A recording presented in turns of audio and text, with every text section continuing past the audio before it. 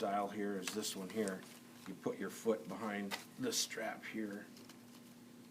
So you put your foot in here. And you adjust the back strap.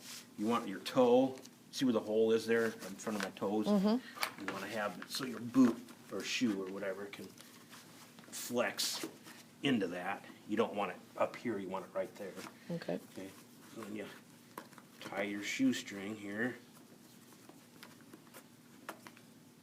Just tie that. And then adjust your strap.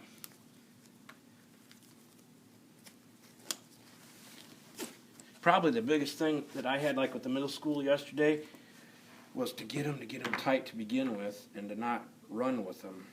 And then, you know, there's what they're like that.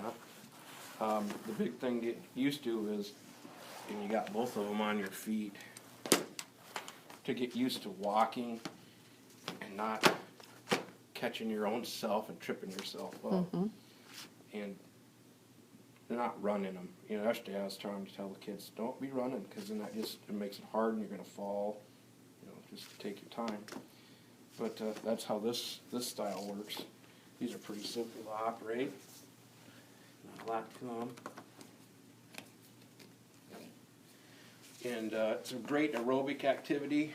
You know, people think of cross-country skiing, but snowshoeing is just as good, not better, because you're moving all the time.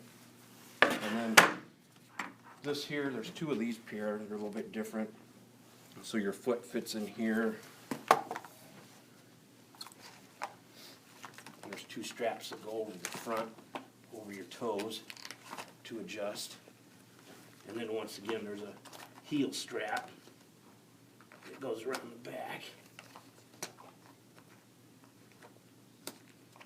And you just adjust that on the side here, pull it tight.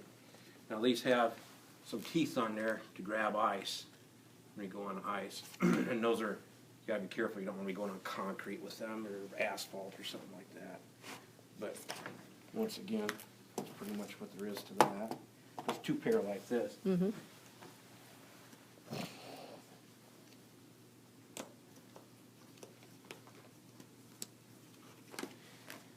And then we have a whole bunch of them that are the aluminum style, like this one here. Of course, you know, I always talk about they would have originally been wood with gut material and leather, and nowadays there's all kinds of things like aluminum and plastics and rubber that are used compared to what Arctic tribesmen would have used. Same here, you've got the strap that goes around the back. And then same here, your foot. This has also got an aggressive bottom to it. Got aluminum teeth there on the bottom. And this goes in here like this. And you've got your strap for the back. Make sure this lines up here so your foot doesn't sit up on this. And these zigzag back and forth. You go across like this through the loop once, and then it's got some little like J hooks, and these J hooks you just go back and forth and weave yourself. It weaves back and forth. Sometimes they fold down, so you got to pull them back up, and so you just go back and forth like that. And eventually there's The other one. Yep, and another place to put this strap. You put that in there. Sometimes when you do this, then you've got, you know, pull that tight. Then you have this piece that's hanging. Well, usually what I do is I tuck that underneath somewhere. Whatever works. Something tied around your ankle or whatever. Whatever works for the person doing it. And then here's your strap for the back again. So you just, my knee doesn't want to bend that way. Older I get. But this feeds through here. About how long does it take to strap up everybody, do you think? Well, say yesterday's. Oh, what was it? Jody and I had the kids out here for maybe 15 minutes, 10, 15 minutes. You know, it depends how much they pay attention. Mm-hmm. you say, like yesterday, I went over how all this works, and until you actually start trying to do it, It's totally different. exactly. Even though I stood here and I said, here's how this works, and I explained everything, I just put my hand in here instead of my foot, and I showed how it worked. But until the student is actually putting it on, does it click? Is it better to do it right where you're going to start walking then, just in the snow? You could do it that way. It's nice to sit down on a chair like I am. Like when I typically give the programs here, we usually sit here, or when we do our workshop, we're out in the shop out there, and the people sit on a bench on the picnic table and put it on, and we walk out the doors. But it's nice to have something to sit on to tie them up the Okay. first time. Okay. I don't know, do you have a place outside where you can sit?